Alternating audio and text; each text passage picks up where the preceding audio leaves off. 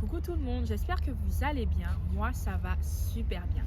Aujourd'hui, nous revenons avec une nouvelle vidéo. Nous allons voir comment devenir la meilleure version de nous-mêmes. Là, il est temps de glow up.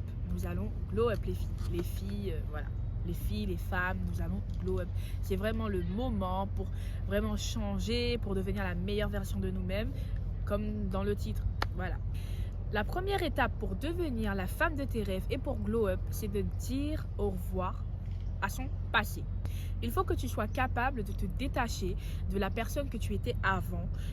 On a tous vécu des situations, on a tous vécu des moments assez difficiles, assez délicats. Et parfois, sans se rendre compte, on s'est mis des étiquettes à cause de ces situations.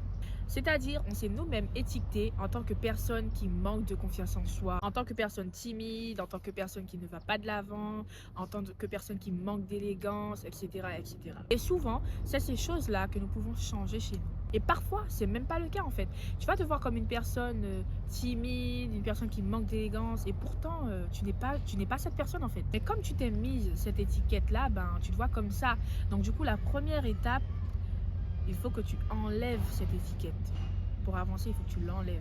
Je sais que cette étape, elle peut paraître un peu bizarre ou un peu absurde, mais il faut vraiment que tu te dises ok, je veux changer, je veux changer, je veux oublier mon passé, il faut que je me concentre sur l'instant présent. Il faut mettre le passé de côté en fait. Il faut que tu sortes la version que tu avais de toi, il faut que tu la sortes de ta tête en fait. Et surtout, il faut que tu arrêtes de répéter les souvenirs négatifs.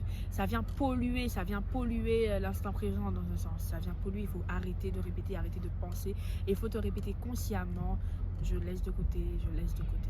Ça vient polluer ta nouvelle énergie, donc du coup, il faut arrêter de répéter ce qui s'est passé, les mauvais souvenirs, etc., etc. La deuxième étape dans le processus, c'est d'avoir une vision objective de ta valeur actuelle. Ça y est, maintenant tu as fait ton deuil de ton toi du passé. Maintenant, il faut que tu saches qui tu es aujourd'hui. Il faut que tu fasses l'état des lieux de ce qui se passe aujourd'hui. Tes qualités, tes défauts. En fait, ça va te permettre de savoir ton point de départ pour ton changement en fait. C'est ce qui va, qui va mettre les points pour que tu puisses démarrer en fait. Et attention, c'est surtout pas le moment ou l'étape où tu es censé te juger. Quand je dis qu'il faut faire l'état des lieux de sa personne, c'est souvent parce qu'on se sous-estime soi-même en fait. On se sous-estime. Donc, c'est surtout pas le moment de se dévaloriser. Par exemple, pour avoir un regard objectif sur soi-même, on peut demander à une personne dont nous sommes proches, une personne, un ami, que ce soit de la famille, un ami, peu importe, une personne qu'on est vraiment proche, qui nous connaît assez bien. On peut demander quelles sont nos meilleures qualités et nos pires défauts. Parce qu'on ne s'en rend pas compte, mais on est souvent dur avec nous-mêmes en fait. Donc, on n'a pas les mêmes visions que les autres ont de nous du coup. Concrètement, qu'est-ce que toi tu veux devenir? Il faut se poser cette question. La troisième étape dans le processus pour devenir la meilleure version de nous-mêmes, c'est de se créer une routine. Que ce soit petits moments, que ce soit skincare, mais aussi il existe des routines d'activité également. Moi par exemple, lorsque j'arrive à la maison, en sortant de l'école et tout, j'allume des bougies, je ne peux pas ne pas allumer des bougies en fait.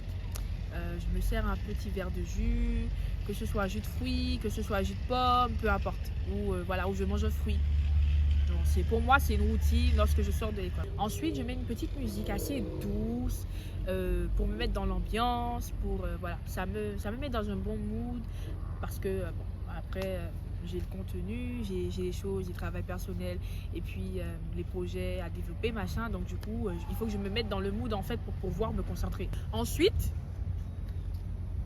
pour ma routine, moi, je travaille ma posture. Moi, c'est important c'est vraiment important si je veux devenir la meilleure version de moi-même. Il faut que tu changes ta posture en fait. Il faut que tu sois convenable. Moi, j'avais j'ai une proche à moi. Si tu es assis sur une chaise, peu importe, tu peux pas être je sais pas si vous voyez, lorsque tu es de travers, tu es assis sur qu'une chaise, peu importe, et puis tu es étalé, tu es vaste. Pour toi, il y a l'espace vaste, donc tu te mets à l'aise. Donc pour être une bonne femme, moi je trouve pas ça féminin du tout. Genre lorsque tu es une femme, voilà, tu es apprêtée et puis tu n'as pas une bonne posture. Donc du coup c'est ce que je fais pour me créer une petite routine, pour pouvoir devenir la meilleure version de moi-même. Donc il existe plein de petites choses que tu puisses faire pour te créer une petite routine, notamment prendre soin de toi, etc., etc. Et puis une routine, on va pas se mentir, c'est pas facile à tenir du tout en fait, parce qu'il y a des moments de flemme. On a tous des moments de flemme où on n'a pas envie de faire quelque chose, où j'ai la flemme de faire quelque chose. Voilà, on a tous des moments de flemme, on a tous des moments où on n'a pas envie de faire quelque chose. Voilà. Et surtout, ne négligez pas de vous fixer des petits rendez-vous, que ce soit pour vos cheveux, pour vos ongles, pour votre peau, etc. Donc c'est vraiment très important en fait. La quatrième et dernière étape du processus pour devenir la meilleure version de nous-mêmes, c'est de se créer une bonne garde-robe. C'est un atout, une somme de petits détails qui, réunis, donneront une certaine vie à votre personnalité. Il faut savoir que ça dégage une aisance naturelle et une assurance qui plaît aux autres, même s'ils ne verbalisent pas forcément. Je tiens à préciser d'emblée, ce n'est certainement pas se conformer à une mode quelconque. Il faut que vous vous démarquiez des autres, il faut marquer son territoire, il faut se marquer en fait. Donc du coup, c'est vraiment important d'être apprêté tout le temps.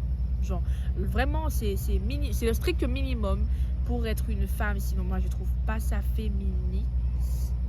Je trouve pas ça féminine du tout. Donc, du coup, c'est vraiment important, voilà, d'être minimum apprêté. Pas forcément de faire de l'excès dedans. Hein. C'est vraiment pas normal, c'est pas obligé. Mais un strict minimum, c'est voilà, d'être apprêté. Voilà.